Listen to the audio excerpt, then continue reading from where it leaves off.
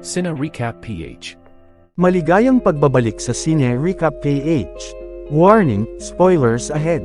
Ang pelikulang itatampok natin ngayon ay patungkol sa isang CIA computer tech na matapos patayin ang asawa ng mga mersenaryo, blinakmail niya ang ahensya upang sanayin siyang lumaban dahil siya mismo ang hahanap sa mga pumatay.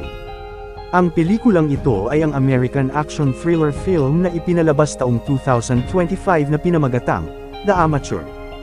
Bago tayo magpatuloy, paki-like ang video at mag-subscribe na din sa channel na ito. Maraming salamat. Ang CIA cryptographer na si Charlie Heller sinusubukang buuin ang isang lumang eroplano na regalo sa kanya ng asawa. Maya-maya pa sinundo ito ng asawa bago umalis patungo sa kanyang business trip sa London para magkaroon pa sila ng kaunting oras magkasama. 5 araw mawawala si Sarah. Gusto niya sanang sumama si Charlie upang hindi nila mamimiss ang isa't isa pero tumanggi ito dahil sa trabaho. Dumating na din ang sundo ng asawa at masayang nagpaalam sa isa't isa ang dalawa. Sumunod nito, pumasok na din si Charlie sa trabaho at nakita ang kaibigan na si Jackson, isang operatiba ng CIA na minsan na niyang tinulungan sa computer. Dumiretso na din siya sa opisina para gawin ang trabaho na pag-aanalisa ng mga data. Meron itong contact na tao na hindi niya personal na kilala na nakatago sa pangalang Incoline. Ito ang nagbibigay sa kanya ng mga impormasyong panlabas na sa nakalipas na 5 taon ng hula niya sa laging nakakausap isang lalaking Russian na nakatira sa Istanbul, Turkey. Habang abala si Charlie, tinawagan siya ng asawa para kumustahin, pero hindi siya nakipag-usap ng matagal dahil sa ginagawa na ang bagong binigay sa kanyang impormasyon ay masyadong mahigpit ang seguridad. Gumamit na si Charlie ng mataas na uri ng pang-decode ng files at napag-alaman na isa itong top-secret operation ng drone strike at terrorist attack sa Central Asia, na ang ikinagulat nito kagagawan mismo ng kanyang boss, ang CIA deputy na si Alex Moore, na pumatay ng daan-daan kabilang ang militar ng kaalyado. Hindi mapalagay si Charlie sa mga nalaman pero pinili niya munang manahimik. Pag-uwi niya ng bahay, tinawagan nito ang asawa pero hindi sumasagot. Kinabukasan, pagpasok sa trabaho, naabutan niya sa opisina ang boss na si Moore at isinama siya sa opisina ng CIA director. Pinaalam sa kanya ni Samantha, ang bagong director ng CIA, ang sitwasyon na napatay ang kanyang asawa sa isang hostage situation sa London, pero ayaw maniwala ni Charlie kaya ipinakita ni Moore ang footage ng asawa na napatay. Halos hindi matanggap ni Charlie ang nangyari sa asawa na sa isang idlap na wala sa kanya. Kinausap niya ang boss para alamin ang progreso sa mga pumatay. Ipinangako ng CIA supervisor na si Caleb Horowitz gagawin nila ang makakaya para panagutin ang may sala. Lumipas pa ang mga araw, natanggap ni Charlie ang mga gamit ng asawa mula London. Nakita niya doon na may regalo sana itong ibibigay sa kanya na lalong nagpabigat sa dibdib nito.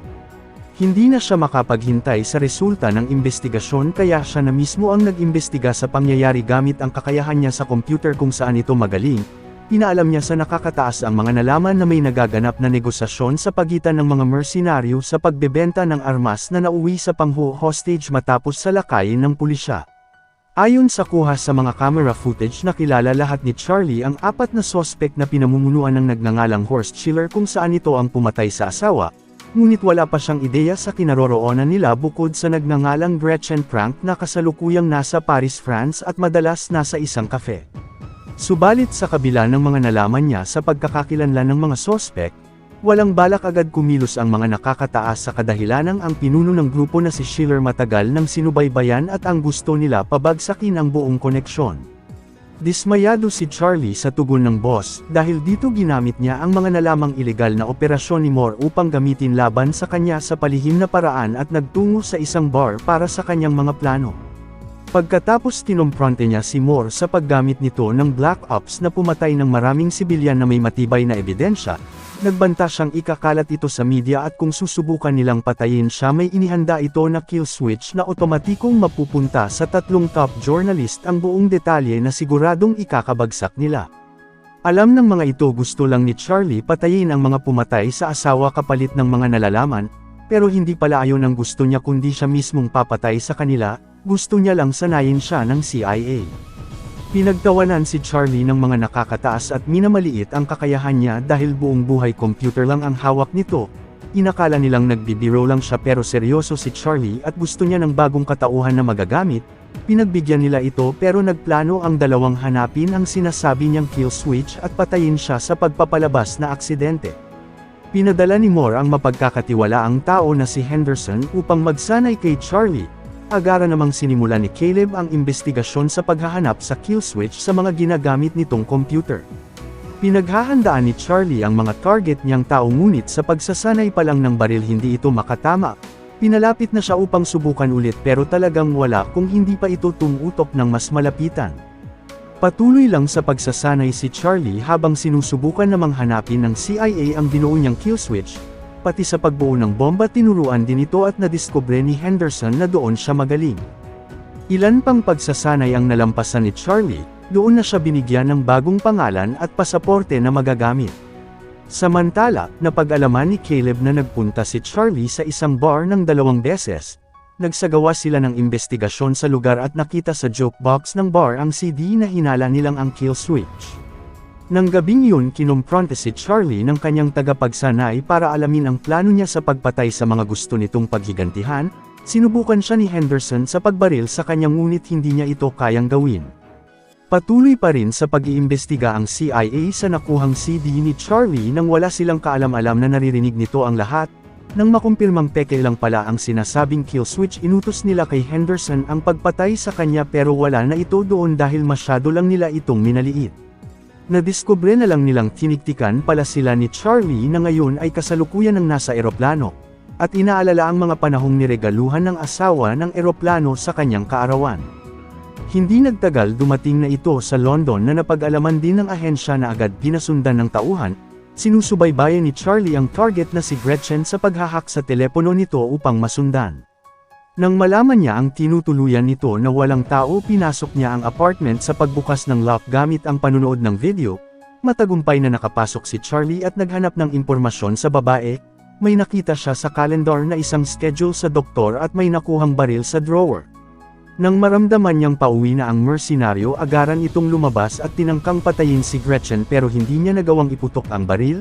Pag-uwi ng hotel nalaman niyang may hika ito kaya nagpupunta sa klinika para sa isang therapy.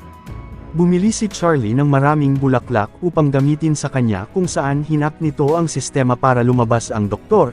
Inilock niya ang pintuan at inilagay ang mga bulaklak upang atakihin ito ng hika sa pakikipagsundong ituturo ang kinaroroonan ni Schiller at papakawalan siya pero ayaw itong makipagtulungan, subalit hindi kayang pumatay ni Charlie kaya pinakawalan na niya ito na sinubukang tumakas ngunit nabunggo ng sasakyan at namatay. Kinuha na lang ni Charlie ang telepono na agad tumakas bago pa dumating ang pulisya. Kinuha na niya rin ang mga gamit niya sa tinutuluyan para magtungo sa Marseille, France upang magtago. Nabalitaan ng CIA Director ang pagkamatay ni Gretchen na naghihinala sa deputy ngunit wala siyang ebidensya, dahil naman sa konsensya sa nangyari nagpakalasing si Charlie para pansamantalang makalimot, subalit natuntun nito ni Henderson sa club na agaran niyang tinakasan. Pero nasundan pa din ito sa pinuntahang bar at wala nang ibang matatakbuhan, hinarap na niya ang tagapagturo na maayos silang nag-usap na hinangaan siya sa nagawa. Nagtataka si Charlie kung paano ito nasundan. Pinaalam ni Henderson na ang telepono ni Gretchen may tracker sa kanila at minamaliit pa din ang kakayahan niya. May iniwan palang bomba si Charlie sa banyo na kaagad tumakas sa pagsabog. Dahil wala na siyang mapupuntahan humingi na ito ng tulong kay Incolai na agad siyang tinugunan. Pinasakay siya sa isang cargo plane na kontak nito hanggang makarating sa Istanbul sa mga bilin na magkikita sa isang cafe. Pagdating doon inakala ni Charlie na ang lalaking nasa harapan niya ang Incolai pero pinigilan ito ng babaeng lumapit at pinasunod sa pag-iingat na hindi sila masundan. Ang babae pala na ito ay ang Incolai na dating asawa ng CIA asset at Russian agent. Nang mamatay ang asawa siya ang pumalit upang ipagpatuloy ang pagtulong sa mga Amerikano at dinala siya sa tinutuluyang ligtas na lugar kung saan niya ginagawa ang operasyon. Tinulungan siya ni Incolai na mahanap ang susunod na tao na nagngangalang Mishka Blazek na napag-alamang palaging nasa biyahe. Sa kanilang pag-iimbestiga nakita nila ang kasintahan nitong palagi niyang kasama at na lamang nasa Madrid. Samantala, pinasubaybayan na din ni Caleb ang 3 pang natitirang target ni Charlie upang mahuli nila ito. Magkasama naman ang CIA Director at Deputy na pinapangaralan para sa hangad na malinis na trabaho. Pinapatigil ito ng direktor sa mga block ups niya at hiniling na sumunod sa kautusan, pero nadiskubre nilang kumikilos ang tao ng deputy sa Madrid kaya nagpadala rin ito ng agent. Hindi nagtagal natagpuan na nila Charlie ang taong target na nasa isang hotel tumutuloy. Sinubaybayan niya ito roon at nagplano ng gagawin sa na lamang madalas gumagamit ito ng swimming pool nang siya lang mag-isa na nasa pagitan ng dalawang gusali. Habang patuloy na nakasubaybay si Charlie na pag-alaman nilang may sumusunod sa kanyang tao, naroon din si Henderson pero ayaw ipagliban nito ang napagplanuhan. Doon na niya kinompronta ang mersenaryo sa pagpakilalang pinatay nila ang asawa noon sa London. Nagbanta siyang sisirain ang swimming pool kung hindi nito sasabihin ang kinaroroonan ni Schiller, ngunit ayaw din makipagtulungan ng mersenaryo kaya binasag ni Charlie ang pool na ikinamatay nito. Matapos nito agaran na siyang tumakas nang malaman na nasa gusali din ang sumusunod sa kanya na napag-alamang isa ding CIA agent. Naroon din si Henderson na sinusubukan siyang mahuli pero pinigilan ito ng CIA agent na padala pala ng direktor upang protektahan si Charlie. Nagkaharap ang dalawa sa laban kung saan natamaan ng baril si Henderson. Nagawa naman itong mapatay ang CIA agent habang naroon si Charlie na agaran na ring tumakas.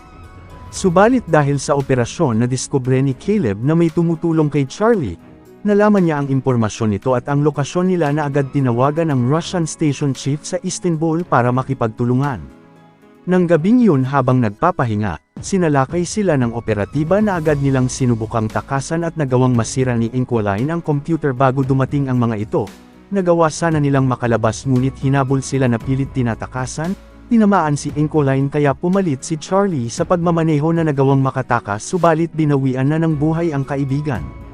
Pero nakatanggap si Charlie ng mensahe mula kay Elish ang isa pang mersenaryo na arms dealer na sinusubukang alokin ni Inqualine ng missile upang makalapit sila. Nakipagkita si Charlie sa Romania habang gumagawa siya ng clone upang iligaw ang CIA na nakasubaybay sa kanya. Pagkatapos itinuloy na niya ang pagpapanggap na pakikipagtransaksyon sa arms dealer, pero bomba pala ang nilalaman sa mga kahon at pinaalala ang pagpatay nila sa asawa sa London. Itinatanggi ito ng mersenaryo dahil hindi siya ang may gawa. Alam ni Charlie kaya hinahanap niya sa kanila si Schiller pero sinabi din itong hindi niya alam. Nagbanta si Charlie na pasasabugan ang bomba kung ayaw nitong magsalita. Sinabi na ni Elish na madalas nag-operate lang sa barko si Schiller sa karagatan ng Russia na sinusuplayan niya ng armas, pinapadala niya ito sa daungan ng Baltic Primers na ang kontak lang ang numero ng tauhan. Kinuha ni Charlie ang telepono nito na naroon ang numero na nakapangalang Christoph, pero tinuluyan din niya ang mersenaryo upang matigil ang mga masasamang gawain. Samantala, nalaman ni Caleb na peke lang lahat ang lokasyon na pinapakita ni Charlie at pinatigil ang mga tauhan. Kasalukuyan na din ito ngayong patungo sa Russia para hanapin ang pumatay sa asawa. Nagpunta siya sa daungan para hanapin ito doon, hindi nagtagal nakita niya ang mga taong hinahanap at sinubaybayan ang galaw, pero laking gulat nitong makita doon ang kaibigang CIA agent na inakalang pinadala para patayin ito, kusang nagpunta lang roon si Jackson upang hikayatin siyang tumigil na sa ginagawa dahil maaari niyang ikakapahamak. Ngunit tumanggi si Charlie at gustong tapusin ang nasimulan para bigyan ng hustisya ang pagkamatay ng asawa. Wala nang nagawa ang kaibigan kundi hayaan na ito roon. Pagbalik ni Charlie sa hotel sinimulan na niya ang kanyang plano sa napag-alamang barkong ginagamit ng mersenaryo. Ngunit pagbalik niya kinabukasan may pumalo sa ulo nito, isinama siya ng mga tauhan ni Schiller sa barko nila dahil sa natagpuang inilagay niya sa bangka ng mga ito upang alamin ang kanyang pakay. Alam pala ni Charlie na may ugnayan ito sa boss niya sa CIA dahil siya ang kinukuha sa kanilang Black Ops, pero hindi yun ang pakay niya kundi ang ipaghiganti ang pagpatay sa asawa. Nang malaman ito ng mersenaryo na paghihiganti ang sadya niya roon na nalamang siya pala ang pumatay sa mga kasamahan, hinamon siya nitong gawin ang gusto niya para makapaghiganti kung ito ang makakapagpagaan sa kanyang loob. Gusto man itong patayin ni Charlie ngunit hindi niya kayang iputok ang baril. Pero ang totoo sinadya niya lang talagang upang makakuha ng oras sa plano niyang baguhin ang kanilang ruta sa katubigan ng Finland sa paghak ng barko mula sa kanyang hotel. Agarang dumating ang Finnish Navy at Interpol upang hulihin ang mersenaryo na wala nang nagawa kundi sumuko sa otoridad. Nilinis naman ng CIA Director ang ahensya sa pagpahuli sa deputy sa ilegal na Black Ops nila na pumatay ng maraming sibilyan. Hinuli rin si Caleb bilang kasabwat niya sa mga masasamang gawain na nagsira sa dangal ng ahensya. Hindi nagtagal nakabalik na si Charlie at dinalaw ang libingan ng asawa na ngayon nabigyan na ng hustisya ang pagkamatay. Matapos bisitahin ni Henderson na maayos na ang kalagayan, pinalipad ni Charlie ang binuo niyang eroplano na alaala ng asawa. Dito na nagtatapos ang ating kwento, sana nagustuhan nyo. I-like ang video at mag-subscribe na din sa channel na ito. Maraming salamat sa panunood. Hanggang sa muli. Paalam.